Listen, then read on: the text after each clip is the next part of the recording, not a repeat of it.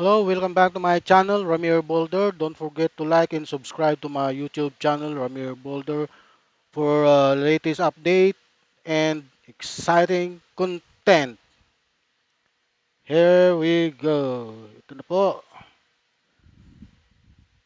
Senador Amy Marcos nag-leave sa Senators Group Chat dahil sa panggigipit sa kanya ng kapwa senador.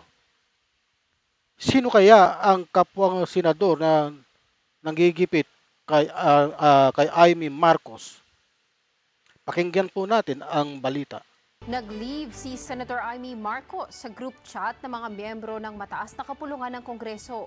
Sa gitna ito ng pagkakadawit ng mga Senate members sa anomalya sa flood. Ito, sa gitna pala ng pagkakadawit ng mga Senate members sa mga anomalya ng flood control.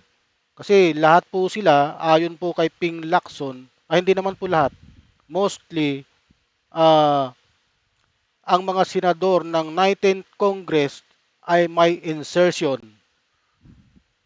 Isa ba si Amy Marcos sa mga tinutukoy ni Ping Lacson na halos lahat daw po ng senador ng 19th Congress ay may insertion? At sino-sino po ang exempted dito? Ito po ang malaking katanungan. Amy has left the group. Bakit? Ano ba ang laman ng group chat ng sesyon, ng hearing? Hindi ba't panggigipit lang sa kapwa senador? Samantalang sa Kongreso, si Saldi ko lamang. Ayon po kay Senadora Amy Marcos. Flood control projects ng pamahalaan. Sa social media post, isinaad ng senadora na ang laman ng kanilang group plenary session at hearing ay panggigipit lamang sa kapwa senador. Ito daw po ang laman ng kanilang group chat ay panggigipit lamang sa kapwa senador. Totoo ba? Panggigipit? Sino kaya ang nanggigipit sa iyo? O baka naman isa ka rin sa may mga insertion?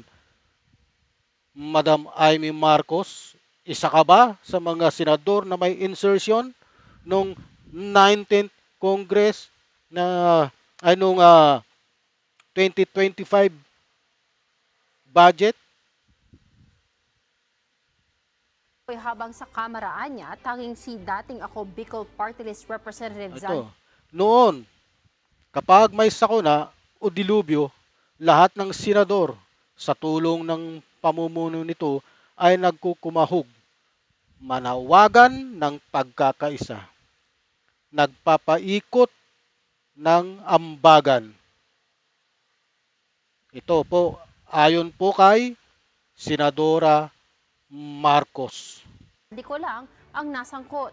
Ayon pa sa senadora, kapag may sakuna o delubyo noon, lahat ng senador sa tulong ng pamumuno nito ay nagkukumahog na Ang complaint niya sa Kongreso, sa mababang kapulungan, ay si Saldi ko lang daw ay ang nadadawit. Samantalang sa Senado ay napakarami po nila.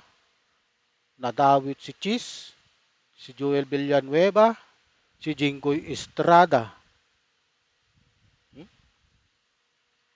Kahit naman si Bato, si Bongo, David din. Kasi sa kanya yung CLTG, yung ng pagmamayari ng kanyang pamilya.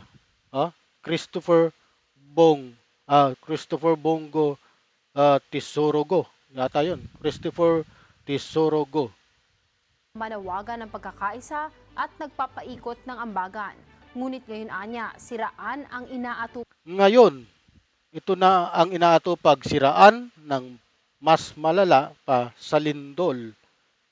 Ay talagang magkakasira-sira kayo dyan dahil nga yung grupo nyo na Duterte Black, hindi po ang motivation nyo ay ipagtanggol lamang si Duterte. Oh. 'Di ba nakatuon kayo sa pagtatanggol kay Duterte. Nakatuon kayo sa mga pagpapabagsak ng mga senador na hindi nyo kaanib. O, di ba tama po? Ngayon, natuklasan na ang karamihan sa 19 Congress Senator ay may insertion sa budget ng 2025. Oh, sino? Ano ba talaga? Upag na, mas malala pa si Lindol. Dagdag pa ng presidential sister, ilang batas na ang kanyang naipapasa na sa Senado habang busy sila sa pang-aapi sa kapwa senador. Apila ni Senator Amy, tigilan ang pagmamagaling at pang-aaway. Tigilan daw ang pagmamagaling at pag-aaway mula po kay Senadora Amy Marcos. Si Senadora Amy Marcos ay umalis sa group chat ng mga senador dahil sa hindi pagkakasundo sa mga usapin at proseso ng Senado, partikular sa mga pagdinig ng Blue Ribbon Committee na pinamumunuan po ni Senate Pro Tempore Ping Lacson. Ayon kay Marcos, ang group chat ay naging lugar ng panggigipit at siraan sa halip na produktibong diskusyon tungkol sa mga legislative work. Nagkaroon ng tensyon sa pagitan ni na Marcos at Lacson matapos sabihan ni Lacson si Marcos na dumalo sa mga pagdinig at basahin ang mga anunsyo sa group chat upang maiwasan ang kalituhan. Sinagot naman ni Marcos na hindi niya kailangan ang mga ganitong uri ng komunikasyon at imbis ay mas gusto niyang magtrabaho at magpasa ng mga makabuluhang batas. Ang desisyon ni Marcos na iwan ang group chat ay nagpapakita ng lumalaking hidwaan sa pagitan ng mga senador na maaaring makaapekto sa takbo ng legislatura sa mga susunod na buwan. Ayan po ang mga pangyayari po. Kaya po pala nag-lift the group si Senador Amy Marcos dahil nga po sa panggigipit daw di umano ng ilang senador.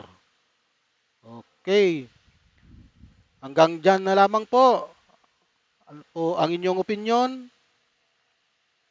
Don't forget to like and subscribe to my YouTube channel, Ramir Boulder, for more update and exciting content.